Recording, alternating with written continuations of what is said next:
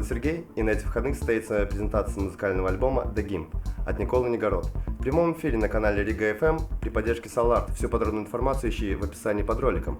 А сейчас интервью с музыкантом. И вот мы на студии Solar. Привет, Коля. Привет, Сергей. Презентация нового альбома «Gimp» будет 23 января, и мы пройдемся по маленьким основам. Когда ты, Коля, начал заниматься музыкой? Ой, слушай, начал заниматься музыкой в году 2006-2005. Да, это когда я приехал в Ригу сюда, и у меня появился на тот момент компьютер. Там была такая стандартная программа, которая шла, пакетом с программами стоковыми, с компьютером. Называлась GarageBand. Я слушал музыку на компьютере, и программка позволяла тебе выбрать какой-то звук и проигрывать его, нажимая на кнопки компьютера. То есть каждая кнопка отвечала за какую-то ноту. Тогда я вообще не знал еще нот, и я просто на слух понравившимся мне инструментом подыгрывал под какую-то там песенки, под все. Так вот, наверное, можно сказать, что я начал заниматься. Это очень увлекательно было для меня. И вот так по чуть-чуть пришел к тому, что вот сейчас имею. Что изменилось с того момента, как ты начал заниматься более серьезно? Появилась такая уже более собранная идея заниматься этим более серьезнее и профессиональнее. Ощущение гармонии, ощущение дисгармонии. Да. Вот это дало мне такой толчок, чтобы пойти и узнавать уже и учиться этому. Наша музыкальная индустрия развита слабо, и стоило бы много что менять. Если у тебя, может, какие-то советы по поводу этого? Смотри, по поводу индустрии не могу сказать, что у нас тут оно развито или не развито. Наверняка есть лейблы, которые тебя промоутят и это все делают. В основном такие ребята, они занимаются саморазвитием без лейблов. И у нас время сейчас такое, что есть этому место, и оно может существовать хотя бы на начальном твоем этапе. Советы. Единственное, что могу сказать, это если у вас есть желание делать музыку, вы чувствуете, что оно находит какой-то минимальный фидбэк, да, просто делайте все, что у вас есть. Если у вас каких-то нету, там, скажем, да, вот кто-то там хочет, вот мне бы этот синтезатор там, или мне бы вот этот микрофон, и вот тогда я сделаю классный хит. Это все херня. Просто бери и пой в палку, грубо говоря, и потом у тебя будет хороший микрофон, и ты это сделаешь. Такой вот совет.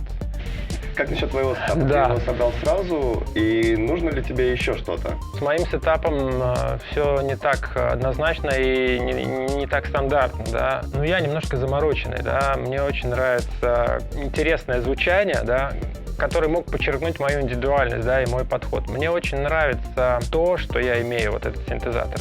Сразу я не думал об этом, потому что модульный синтезатор, когда я первый раз там увидел, для меня это казалось каким-то вообще верхом достижений. Во-первых, это очень дорого. Я даже в ту сторону не смотрел, потому что это себе позволить на тот момент, когда я его увидел или как-то там пробовал делать там свой музыкальный продукт, это казалось мне недостижимым вообще, да.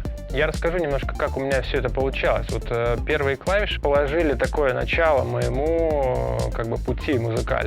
Совершенно случайно мы гуляли по Латгальчику, а мы всегда оттуда что-то там вытягиваем, какие-то для дизайна, для креатива, да, для крафтинга, какие-то штуки. И я смотрю, у дядечки лежит синтезатор.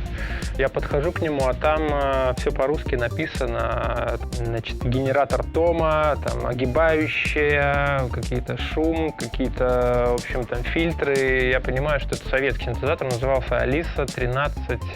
И он не работал. И я его покупаю, там, помню, за 40 латов. Мы его восстанавливаем, там надо было заменять конденсаторы, они подсохли. В общем, все это мы заменили, он запел. Это был мой, там, скажем, первый синтезатор, который открыл такой мир аналогового звука. Это был дико грубый саунд, со всеми шумами, он плыл, то есть он ровненько не держал ноту. В этом был какой-то шарм, да. Потом мне это очень понравилось все дело, и потом я приобретаю Допфер, такой семи-модульный синтезатор, такая небольшенькая коробочка с проводочками, с крутилочками. И вот они у меня уже вдвоем играли. То есть вот этот Допфер маленький, Допфер Dark Energy он назывался, он позволял тебе не только крутить ручки, да, изменяя при этом звук, а позволял тебе с помощью маленьких проводов замыкать части синтезатора и направлять какие-то сигналы, что позволяло еще более изменить этот звук. Это очень увлекло, и я вернулся к той мысли о модульном синтезаторе. То есть это удобно в плане таком, что покупаешь вот каждый модуль и составляешь вот эту архитектуру как бы своего музыкального инструмента так, как хочешь, и ты выжимаешь оттуда все. То есть ты это все контролируешь, вот эти провода, вот эта вот замкнутая сеть, это называется патч. Ты его разобрал, подключил по-другому, сделал другой патч, у тебя по-другому оно заиграло. Вот в этом и есть вся магия модульного синтезатора. Вот мой следующий этап — это заменить хочу компьютер определенным модулем, чтобы уже вот эти все секвенции уже создавать там и играть их, включать-выключать вместе или группы именно с модуля, то есть отказаться от компьютера и вот таким образом просто брать свой синт, переходить и вот так. У тебя готовые видеоролики, да. Готовые треки, есть альбом. Это первый альбом, и как давно ты, как музыкант, как Никола Нигород, как бренд, как давно он существует и начало свое движение? Ну, по поводу моего стейджнейма, это просто я Коля Нигородов, да, вот Никола Нигород. Есть мысли, что я сделаю какой-то параллельный проект, какой-то коворк, да, про какую-то минимальную банду, да, там с вокалом или с какими-то ударными инструментами, да, и я со своими синтами. Вот, там это все будет, может быть, по-другому. Что касается моего альбома, в общем, получилось как, что по мере того, как создавался мой синтезатор, так я и обучался модульному синтезу, и так эти треки и появлялись из этого альбома The Gimp. Там некоторые треки реально 3-4-летней давности. И очень интересная история с некоторыми из этих треков.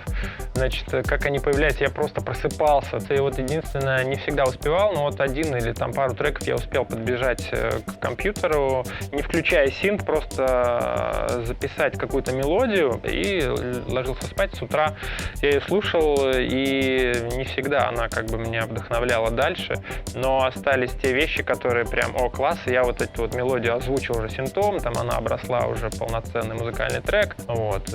Также вот я помню, как сейчас я по профессии альпинист промышленный, и я вот вешу здесь на Сканстас, там мою стекла на высоте, и как-то там хоп, и мелодия пришла ко мне в голову, и я ее просто напел в телефон, ну и потом вот потому что я напел, прослушал, вспомнил ее и доразвил, и вот так получился еще один музыкальный трек. Вот, в общем-то, остальные там прям таких громких историй там про них нет, но вот, в общем-то, вот такая вот история.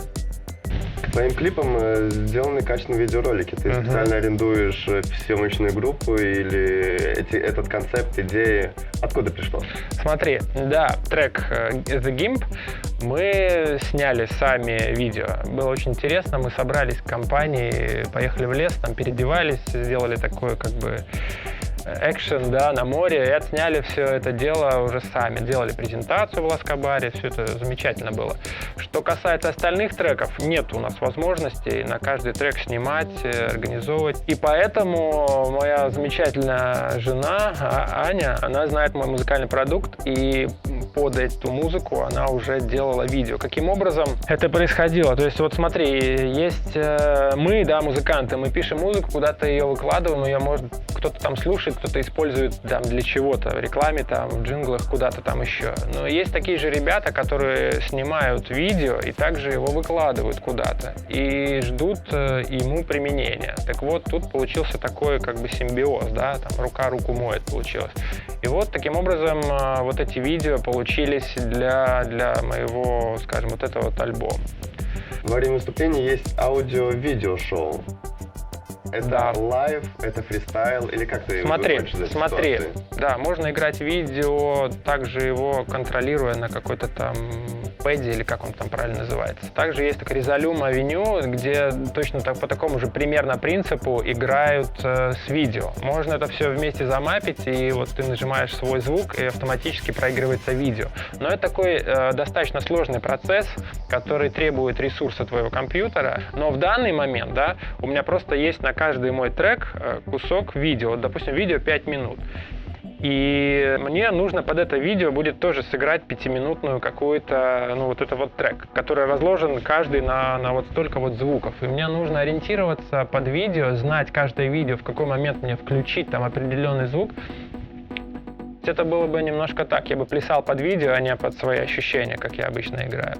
Поэтому у меня вот эти вот заготовочки в компьютере, вот эти секвенции, они выстроены в определенную последовательность, исходя из того, какое видео, да, здесь. Скажем, если это без видео, да, то мне нужно включать или выключать вот эти секвенции. Я могу трек проиграть 5 минут или 3 минуты, могу его, там, скажем, на 10 минут растянуть. Вот такой пример, как играю я под видео, это а-ля не лайв. И вот я играю полностью лайв. И тоже полностью лайвом это не назовешь, потому что секвенции-то у меня заготовлены, там какие-то кусочки мелодии-то они уже записаны дома. А с другой стороны, а как тогда? То есть где эти рамки? Ну, то есть как бы тут уже вам решать. В общем, вот такая вот история с музыкой.